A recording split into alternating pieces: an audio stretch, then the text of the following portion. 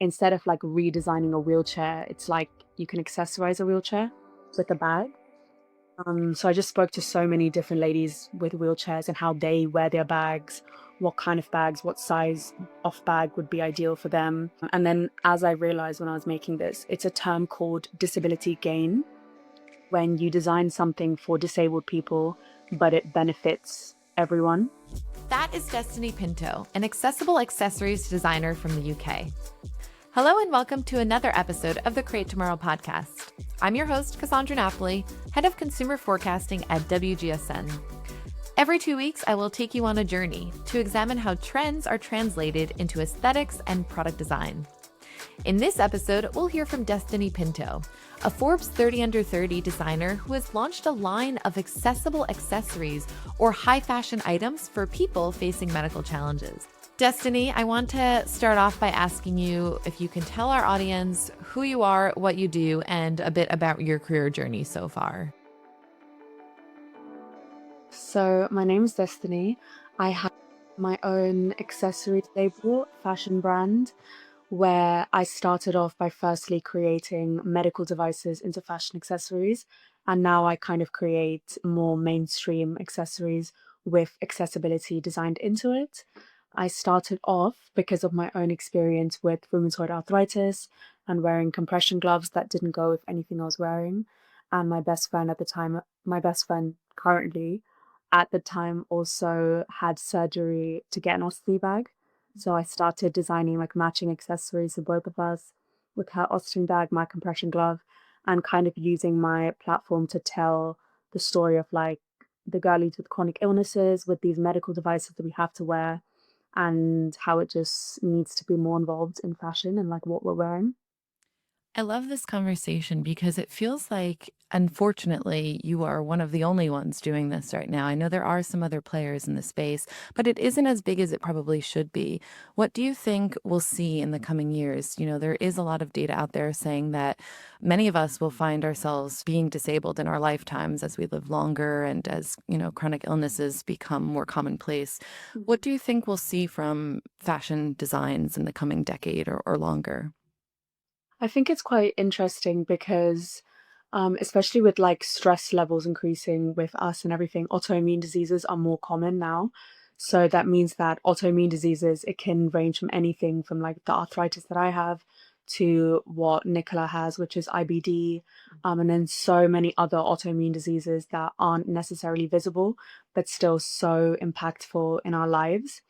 And I think since fashion's kind of in a space where they want to talk about wellness and they want to talk about lifestyle and just how to take care of your body the best, I think it's so important that they would. And I feel like they should go into what are these chronic illnesses that people are going through. Where does your inspiration come from, and how do you determine what it is that you design in terms of accessible devices or accessibility at its core? I think for me, like I just start, like first I started with myself Mm.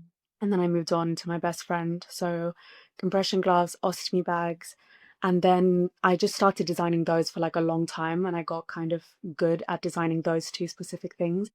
And then I started designing like hearing aid covers because I was like, if I'm already doing it for both of us, why not expand it to like other medical devices? Because I'd been posting on social media then as well. So I was like, let's do it for hearing aids. And I did like a hearing aid cover. And then that's when all the Vogue stuff happened. And that's when I started working on the Vogue project where they wanted me to design a hearing aid cover for Vogue. And that's when like the high fashion kind of aspect came into it. And then ever since then, like it's just kind of been what project am I doing? What do I want to create? And from hearing aids, then it kind of went to like, I want to create bags because I love bags and I love like handbags and stuff like that. And then I was like, how can I make a bag also beneficial for like a medical device user? And that's when like wheelchairs came into it because it's like you can attach this shoulder bag onto a wheelchair. And then with each medical device, I kind of just focus in on a specific individual that wears it. So for the hearing aid with Vogue, I was focusing on Amy Harris, who's a hearing aid user. And then for the shoulder bag that you can attach to wheelchairs, I focused in on Alice Dyer, who's a model and she's also a wheelchair user. And then I focused on like other wheelchair users as well. So it's kind of like I take it slow, but I just go for like, what's the product? Who's the person that's going to give me insight? And then what can I design for that? What's your background? How'd you sort of train for this? Trained. My background is that I was a fresh graduate from UAL. So I literally have a background in design and art. And the course I did in UAL is art direction. So with art direction, you just play with like loads of disciplinaries, like multidisciplinaries. So that's when I kind of got into like fashion and virtual design and all of that. So my background is purely design. And I guess with the course that I was doing in UAL, it's more of art direction, but it's going from like empathetical an empathetical point of view where you design things that people need. And that's when my project started, where I started designing it for like medical device users and like curating this project. And then eventually I curated like my brand around it. Sounds like at WGSN a couple of years ago, we were exploring this concept called hard care, which is about applying care to people that have previously been on the fringes, people that weren't necessarily considered as first and foremost in whatever industry. And it seems like accessibility design really aligns with that quite a bit. It seems like as more and more people face autoimmune diseases and Mm. difficulties and disabilities, I think fashion brands will increasingly have to think about hard care strategies, applying accessibility across all facets of the business if they want their customers to kind of latch on. Do you think that school or academia education is training the next generation of designers for this reality? Is this something? I mean, you spoke about how it was a personal experience which inspired you to get into this facet of the industry. Yeah. But do you think that academia is, inclusive and is encouraging designs, or is that something that's missing in the academia world? I think I didn't see it at all when I was studying. So I had to Mhm. really like look for specific things and like really search very hard for accessible fashion and like things to use my case study on. But I do know now that ever since my brand kind of took off on like social media and stuff, I get so many uni students or like college students like messaging me to personally do projects on my brand. Mm. So I know that like there's a girl that got a scholarship to the Virgil Abloh Foundation using my brand as a case study, and she's now doing medical devices accessibility onto that scholarship. And there's another girl that's in Vogue Fashion, Eloise, who works with me at the moment. Like she helps out a lot with the brand, and she also did her final project on the brand. And a lot of these students, they do have personal experiences as well, which kind of draws them to it.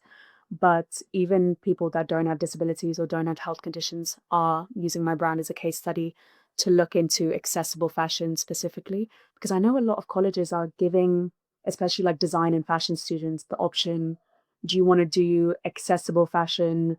Do you want to do like sustainable fashion? Or do you want to like do like some other sort of fashion, like to help with social impact? Mm. So I do know that people are finding my brand a lot more now. Yeah, that's really beautiful. I think I didn't study design, but I did go to fashion school and I don't remember that being a part of the curriculum. So it's interesting. I mean, I went for a long time ago, so sustainability was barely a part of the curriculum, honestly, but it's interesting now as social media sort of ramp up awareness and the need that this becomes more commonplace around academia, because academia is generally slower to adapt, I think, than culture. It moves at a slower pace. Mhm. So it is deeply needed, I would say. And I mean, I haven't studied the, market as extensively as you, but I do know that there aren't many fashion brands that are doing it well from like a mass level. Tommy Hilfiger has got a lot of press in recent years.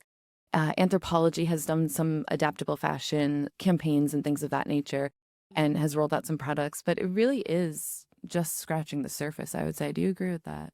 Yeah, I do agree with that. And now that I'm in like the adaptive fashion space, I'm kind of seeing the specific individuals that do have fashion brands that are accessible and stuff like that. So maybe in my world, I'm just surrounded by it. Mhm. But I can imagine that someone who's not in that world is seeing so little of it. But I do know that like Primark did a line now recently with Victoria, and she's disabled as well. So she has first-hand experience with that, which is good. But I think a lot more brands kind of need to step up with that. What would you recommend from, somebody who's immersed in the space and who has a brand in the space as to how to get it right? If you are a mass fashion brand or if you're, a brand at any scale, how do you sort of meet the needs of this market and do so from a place of real care and empathy?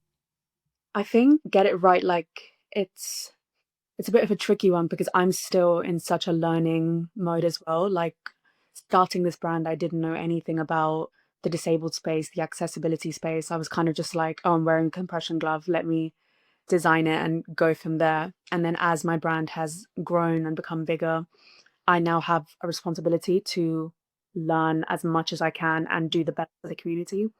So I would say to do that with big brands as well, because it's not been done before. Just learn as much as you can and get insight from real people who are disabled, who have chronic illnesses. Like just speak to them human to human and see what they'd want personally, and not just Google search and get like a opinion based on that. I think what you said, human to human, is so important because in a world where AI is sort of dominant, right? It's so important to have those human conversations. And we're actually forecasting that human is the new luxury almost, right? To be able to talk to a human and to have those human conversations is crucial. And I think if you're a brand and you're trying to tap into a new market, having those human conversations is, as you said, incredibly important. How do you speak to the community? Like, how do you know which area in terms of, devices or offerings to launch next? Like, how are you speaking to the people that are needing these devices? I think like with the hearing aid project, when I was doing it with Vogue, I didn't really mention anything on social media because I wasn't allowed to talk about it and I wasn't allowed to say that I was doing it. So it's not like I could have put like a call out on Instagram, like doing this thing. So for that, it just so happened that my social media started going viral the exact week that I found out about the Vogue project. I don't know what kind of game the universe was playing, but like that exact week, I was the most overwhelmed I've ever been in my entire life. But that helped me so much because it gave me like people became attracted to me. So they just kind of found me. Like even Imi Harris, she found my social media because of it going viral. And she just literally dropped me a comment and was like, I'm a hearing aid user and a model, and I'd love to like work with you at any capacity. And I literally DM'd her and I was like, girl, like don't tell anyone this, but I'm doing a project with Vogue and I'd love to like speak with you and like have you give me design insights and then maybe potentially, if they allow it, be the model for it. And then she did end up being the model for it. So honestly, to all the models out there, just shoot your shot because you never know when you're going to end up in Vogue. What a Yeah. lesson. And then are you, beyond just that one project, are you, tapped into, do you have focus groups? Do you have access to communities? Are you using your social media to access consumer insights in that way? How are you gaming those insights? I really should do more focus groups, but I just feel like I'm so like all over the place that I've not had time to like organize myself and like get that done. But the way I do it now, which I'm starting to do more often, is just literally put a call out on Instagram with like the specific devices I need. Like for example, I wanted to do a lookbook. So I literally was like, I'm shooting a hearing aid, ostomy bag, and compression glove. Anyone that's interested in modeling and being part of the brand, like DM me. And I got so many messages and I was able to like find, there was like Instagram influencers, there was like models, there was just normal people. It was really great. And then I was able to like get a diverse number of like people with like different medical devices. And then on the shoot, like as everyone was like shooting and like doing this stuff, I was just having conversations with them. It was great because then I was getting literal active feedback like in real time. And I was literally like, this is a shoot, but this could also be a focus group. So maybe in the future. Yeah. Yeah, totally. I think, could you talk about some of like your best projects? I know you mentioned the Vogue hearing aid example. Could you talk a little bit about more of that project or other projects that you think are, you learned a lot from and that were really deeply resonant? I think the Vogue project was really impactful for me personally because, like I said, everything happened at that time, like my social media taking off and then finding out about this project with Vogue. So I think for me, it was just kind of like getting my nervous system regulated to like this new thing that was happening and what I needed to do, and being able to like kind of block out all the noise because Mhm. social media went crazy at that point and I was being bombarded by like journalists and stuff, and it was really overwhelming and like really stressful, and they were like messaging me and they got my number and stuff, but I kind of, Yeah. yeah, I had to like, and I had no like clue on how to like deal with that or kind of, yeah, yeah, I didn't know anything. So that taught me how to like block out the noise and be like, yes, I know this is really cool and like all this is happening and social media is great and it's so important, but I kind of need to block that out to focus on this Vogue project because I knew the importance that Vogue has on representation in the fashion industry, and I knew how important it would be if I got that right. And I Mm. knew social media was always going to be there. These journalists will always be there, like once I'm ready to kind of be in the space and do all of that. So I went to Munich, I did the Vogue shoot, I did the Vogue project, and then it was an ongoing thing even when I was back in London. But then when I came back to London, I was able to like breathe more and then do more interviews and stuff, and then do the project with Vogue. But that was kind of like being thrown in the deep end because I had no experience with like any commercial work at all. And then it was like Vogue, and I was like, oh, great. Your Um, first project, huh? no, I don't.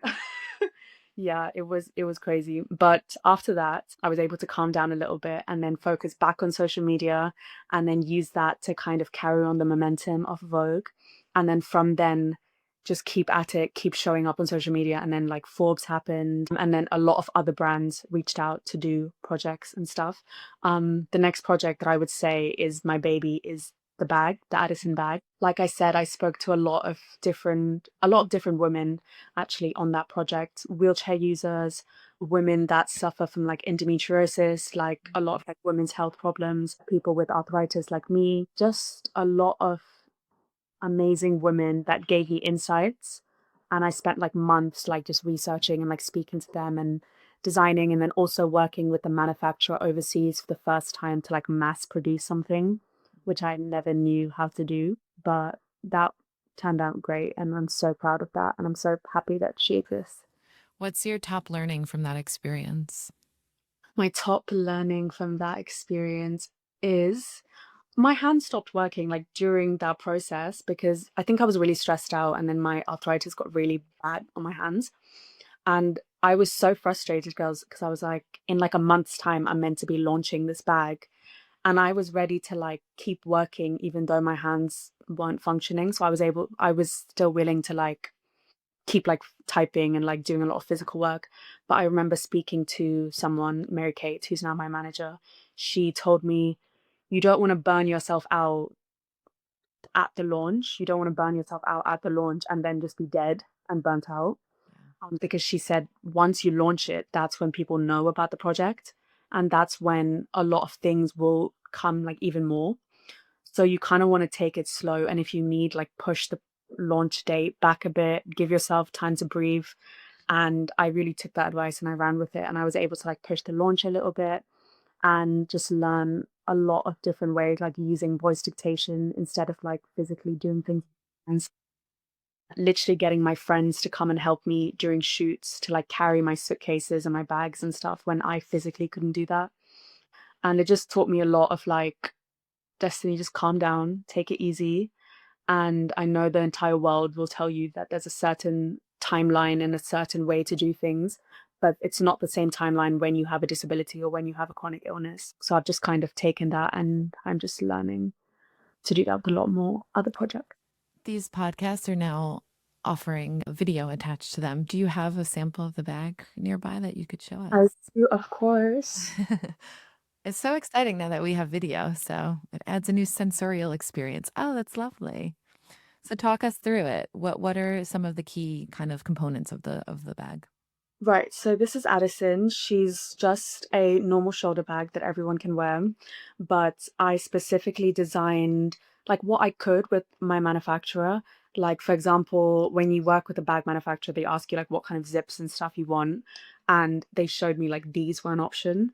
So it's Mm. just bigger circle zips, and I just knew that from my experience, like pulling stuff and opening stuff, it's a lot easier when it's bigger, when it's less like finicky and dainty. So like the zips were for people with hand dexterity issues like me.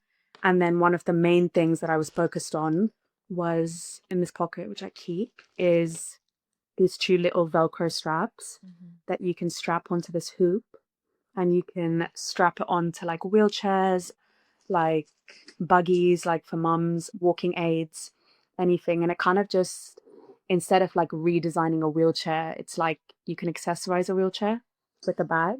Yeah. So I just spoke to so many different ladies with wheelchairs and how they wear their bags, what kind of bags, what size of bag would be ideal for them. And then as I realized when I was making this, it's a term called disability gain, Mhm.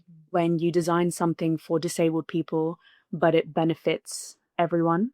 Mm. Like, for example, ramps, wheelchair ramps, how they are used for disabled people to get up and down places, but it can also be used for mums with buggies, for people with like heavy stuff to like roll onto stuff. And then even like things like the wireless kettle, how Mm. it's initially designed for disabled people, but now everyone uses it.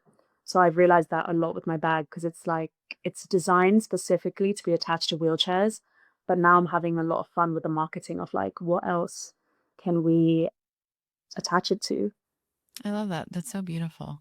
Yeah. And where do you get your insights from? So, how would you determine what would be next? Are you speaking to potential, customers that have sort of accessibility needs, and then you would kind of tap into that? So the thing that I realized is when my videos started going viral, I'd get so many comments, like thousands and thousands of comments of different medical device users, Mm. all commenting being like, I wear like a thing for my diabetes, like a diabetes pump, an insulin pump. I wear this thing for my leg. I wear so many different medical devices. And they were like, it needs a redesign. Like, when can you do this? When can you do that? And it'd be very easy for me to just do all of it. Mhm. But I had to kind of stop myself and think from like a business point of view, what's one thing that I can tackle that's going to help grow the business and actually make sure that this business still exists, instead of like individually doing things that I don't even know how to sell yet. So I feel like if I know how to sell a product to the mass majority of the market, I'll get enough money, I'll get enough profit to keep the business alive, and then I can do these specific smaller products for individual people a lot more easily. And maybe I can do that on like a conceptual base, on like a bespoke base. Mm. Yeah, so much to talk about here because I'm nodding and smiling because it taps into so many trends that we at WGSN are forecasting, like the idea that you need to slow down to do what's right for your business, hero product storytelling being key with your bag. So the Adison bag being a hero product that you can tell a number of different stories with, and you can use it in multiple ways. It's quite versatile, as you were saying. It's got lots of different use cases for lots of different people. And so that is something that we've been forecasting for a while, this idea of like slowing down, going back to basics. We call it slow advertising. And I think if you zoom out and you look at just our algorithms and the churn of messaging and just all of the noise, it is really important to get back to basics and to just figure out what it is that you do well and tell important, compelling stories that meet consumers' needs. And I think you're doing that really well. And so it's lovely to see some of our hypothetical trends in action, right? It's really rewarding to see that. So, Thank you. Yeah, I think my health was like a blessing in disguise, because it taught me all these hard lessons that I had to mm, learn, of like, you have to slow down, you have to work with your body, you have to like not let everyone's thoughts and opinions get to you. You kind of just need to take a step back and think, what's going to benefit the business and what's going to benefit my health and my own well-being in the run. And I think I'm still learning that. I'm still putting it into place. But I think it ties into like the culture of like wellness and well-being, because like you need to put your health, and when your health is good, then your mental health is better, everything is a lot more flowing. so how do you use AI in your business, whether that's for design or for efficiency purposes? So like I mentioned before with the voice dictation, so my voice dictation is powered by AI. So normal voice dictations, it's not as effective, because sometimes when we speak, we don't actually mean what we say, and like it's not what we're trying to convey onto like what's being typed out. So with AI, it literally, you say something, it just in real time figures out what you're trying to say and puts it in, which makes it so much more effective for me. AI voice dictation when my hands are in a bad state. I use ChatGPT for daily, day-to-day business work as like literally a virtual assistant. I am a solo founder, so I feel like it just helps me so much with just daily tasks that a whole team would normally do in a business, but it's just me. And what about design in particular? Are you outsourcing any of that, whether that's mock-ups for prototypes or even for campaign idea generation? I use it sometimes for like mock-ups and stuff. So trying to get an idea of what I want to convey to my manufacturer, which is super helpful for me. I use it for my marketing of my brand. So with virtual designs and stuff, I started off by doing virtual designs in my work. That's literally like because of my arthritis, I started designing compression gloves for my arthritis, but then I also started creating virtual fashion designs of people wearing them. So that's the beginning of my brand. But now I think because I work more hours, my hands have gotten a lot weaker as the years have gone by. So I can't spend hours doing virtual designs anymore. So I use things like Midjourney, I use Runway, just to like play around, experiment. Like even with the Adison campaign, like I've just been playing around, especially when I was working on the campaign and I told you my hands weren't working well. I would use voice dictation into Runway and into Midjourney, and then I would create these visuals. So essentially I was creating visuals just literally straight from my voice and from my mind, which I think is quite important. And if there are disabled creatives out there or disabled artists, I think it could be a really fun way for them to express themselves and still be locked into the creative industry without physical barriers to it. And how do you ensure you're meeting the unique design needs of your customers? What are some of those obstacles or hurdles that you've encountered? I was really afraid of getting it wrong and offending people. But then I have a lot of great people around me and they've forced it into my brain to be like, Destiny, this is your lived experience. And you're just designing from your experience and you're designing from the people you talk to about what they would want. And I think as long as you're doing it, like I said before, human to human, you're not you're not going to offend people because you're going to know the exact way to tell a story because you're getting it directly from the people who want to see it. And like always, we ask all of our guests who is somebody that you admire that's creating a new version of tomorrow that you find deeply inspiring. So, Destiny, who is your pick? Rare Beauty has inspired me ever since I started the brand because Selena has lupus herself. And I know that a few of her makeup products have ergonomical designs to help with people with arthritis, like massaging their hands, which I think is really cool. And then she also has the Rare Impact Fund, which is tied directly to like mental health resources and stuff. So I would say her, but I think there's so many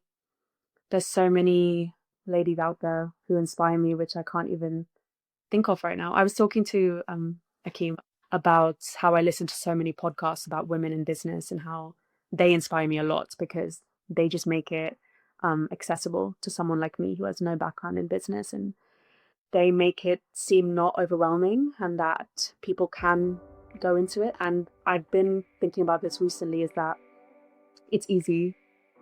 I'm like brainwashing myself into thinking this, but it's easy and it's fine. And I think a lot of the things in business and starting your own business, it is easy. It's physically easy, but there's such a mental block that stops a lot of people from doing it. And that's been the most difficult thing for me as well. Thank you to my guest, Destiny Pinto, an accessible accessories designer from the UK. If you're a WGSN subscriber, look out for more trends at WGSN.com. And if you're not a subscriber, please come and discover our services. We'll be back with our next episode soon. In the meantime, you can catch the CEO of WGSN, Carla Buzashi, next week on our other podcast, Lives of Tomorrow. I'm your host, Cassandra Napoli. Be sure to follow and subscribe to this podcast, and see you next time.